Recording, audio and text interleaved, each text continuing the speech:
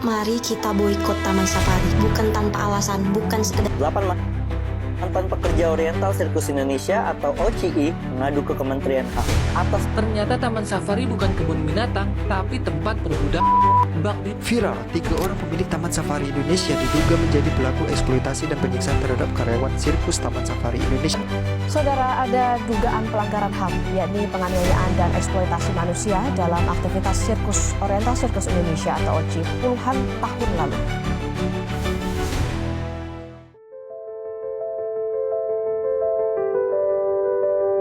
Pernah nggak sih kamu nonton pertunjukan sirkus dan merasa kagum luar biasa sama atraksinya? Mulai dari pemain akrobat yang bisa muter-muter di udara seperti gasing, sampai binatang-binatang yang nurut kayak udah kuliah jurusan seni peran. Kita duduk di bangku penonton, tertawa, berdecak kagum, bahkan kadang sampai berdiri saking terpukaunya. Tapi pernah nggak kamu mikir, apa kabar mereka yang jadi bagian dari tontonan itu? Apakah mereka juga tertawa seceria yang mereka tampilkan? Saya pun dulu punya anggapan yang sama. Hidup di sirkus itu kayak mimpi indah. Tiap hari jalan-jalan, tinggal di tenda besar yang penuh cahaya warna-warni, hidup dikelilingi musik dan tepuk tangan. Tapi semua imajinasi manis itu hancur ketika saya kenal dengan cerita Ibu Butet. Seorang perempuan yang tumbuh di dunia sirkus. Bukan sebagai pemain utama yang dielu-elukan, tapi sebagai korban dari sebuah sistem yang dari luar tampak glamor, tapi di dalamnya penuh dengan luka, penderitaan, dan kekejaman yang dibungkus glitter. Bayangin deh, umur 2 tahun, di usia itu anak-anak biasanya lagi senang-senangnya belajar lari sambil jatuh-jatuh lucu, ngomong belepotan, atau minta dibelikan mainan yang nanti juga bakal dibanting. Tapi Ibu Butet di usia segitu dia udah kenal sama kerasnya cambuk, udah paham bahwa hidup bisa semengerikan jeritan binatang yang dipaksa atraksi. Dia bukan cuma kehilangan masa kecilnya, tapi juga kehilangan rasa aman, kehilangan kasih sayang, dan bahkan harapan. Ya, dan ini bukan kasus tunggal. Banyak anak-anak yang bernasib sama. Mereka nggak datang ke dunia sirkus karena cinta atau bakat, tapi karena dijebak oleh sistem. Diambil dari keluarga atau bahkan dibesarkan langsung oleh sirkus tanpa identitas yang jelas. Mereka dilatih bukan untuk berkembang jadi manusia seutuhnya, tapi untuk jadi bahan tontonan. Mereka belajar salto sebelum bisa membaca. Mereka bisa naik sepeda 1 roda sebelum tahu cara menulis namanya sendiri. Satu cerita yang terus terngiang di kepala saya adalah saat Ibu Butet menceritakan saat dia melahirkan anaknya. Harusnya itu jadi momen paling sakral dan membahagiakan, ya kan? Tapi yang terjadi adalah kebalikan total, ya. Anaknya langsung diambil begitu saja, seperti barang produksi yang harus segera diproses. Nggak sempat dipeluk, nggak sempat dikasih nama, bahkan suara tangis pertamanya pun langsung dibungkam.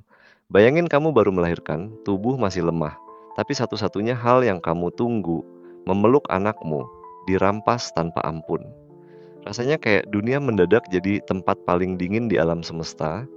Dan yang bikin tambah miris, kadang binatang-binatang di sirkus justru diperlakukan lebih beradab ketimbang manusia. Mereka punya jadwal makan, dilatih dengan metode tertentu, kadang bahkan dapat perhatian medis. Sementara anak-anak manusia, mereka hanya dianggap properti berjalan. Yang penting bisa jalan di tali, bisa lempar pisau, bisa bikin penonton ketawa. Pendidikan? Nggak penting. Yang penting bisa bikin show keren. Kalau bisa salto 3 kali sebelum umur 7 tahun, baru dianggap berguna. Saya tahu, sekarang kita hidup di zaman absurd. Semua bisa jadi konten, semua bisa viral. Bahkan kesedihan dan penderitaan pun bisa jadi bahan lelucon. Pernah lihat video orang jatuh dari motor dan komentarnya malah penuh emot ketawa? Atau prank putus cinta yang isinya tangis pura-pura demi views? Kita udah terlalu terbiasa tertawa di atas luka orang lain, sampai lupa bahwa di balik layar itu ada manusia sungguhan. Cerita Ibu Butet bukan sekadar dongeng sedih. Ini adalah potret luka kolektif yang masih menganga sampai sekarang.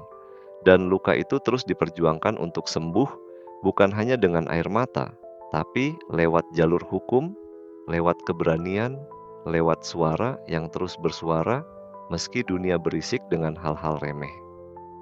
Bersama beberapa mantan pemain sirkus lainnya, Ibu Butet menggugat, bukan cuma menggugat masa lalu, tapi menggugat sistem yang membiarkan mereka hancur. Tapi seperti biasa, perjuangan yang menyentuh akar selalu dihadang tembok besar. Banyak yang skeptis. Itu kan udah lama, kenapa diungkit lagi? Atau, masa sih sirkus itu lucu-lucu? Mana mungkin ada kekerasan? Gini ya, itu sama kayak bilang mantan kamu nggak pernah selingkuh karena dia sering ngajak makan malam. Kebaikan di depan umum nggak selalu jadi cermin dari apa yang terjadi di balik pintu. Yang lebih menyedihkan, kita lebih ribut soal gosip selebriti pacaran sama siapa, daripada mikirin nasib anak-anak yang dieksploitasi habis-habisan. Kita lebih gampang naik darah kalau tim bola kalah, tapi cuek waktu ada anak yang nggak pernah tahu rasanya punya masa kecil yang bebas. Saya nggak ngajak kamu jadi superhero, tapi kita semua bisa mulai dari langkah kecil. Dengarkan cerita mereka. Jangan langsung ngegas bilang hoax. Bantu mereka bersuara dengan membagikan kisahnya, tunjukkan bahwa kamu masih punya hati di dunia yang semakin kebal ini. Kita butuh lebih banyak ruang buat orang-orang seperti Ibu Butet agar kisahnya nggak menguap di telan waktu. Bayangin kalau kamu punya adik kecil, keponakan, atau bahkan anak.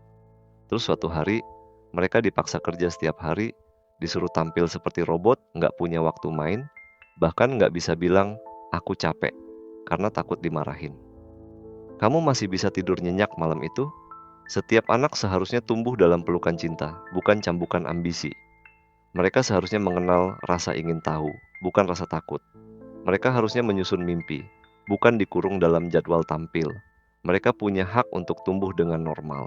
Dan tugas kita adalah memastikan hak itu nggak dicuri atas nama hiburan. Kalau kamu percaya bahwa anak-anak punya hak untuk bahagia, maka kamu juga harus percaya bahwa cerita Ibu Butet dan teman-temannya adalah sesuatu yang penting untuk didengar. Mungkin kita nggak bisa menyembuhkan luka masa lalu mereka, tapi kita bisa jadi tembok pelindung buat generasi berikutnya. Kita bisa jadi saksi yang nggak tinggal diam. Dan buat kamu yang mungkin masih berpikir, ya ini cuma hiburan kok. Ingatlah, hiburan yang dibangun di atas penderitaan orang lain bukan hiburan, tapi kejahatan yang disamarkan. Tawa kita nggak pernah sebanding dengan air mata mereka. Dan nggak semua panggung layak untuk ditonton. Saya harap setelah kamu dengar cerita ini, ada yang berubah. Nggak perlu langsung besar, tapi cukup bikin kamu lebih sensitif, lebih peduli, dan lebih berani. Karena dunia ini nggak butuh lebih banyak konten viral, tapi lebih banyak manusia yang benar-benar manusia.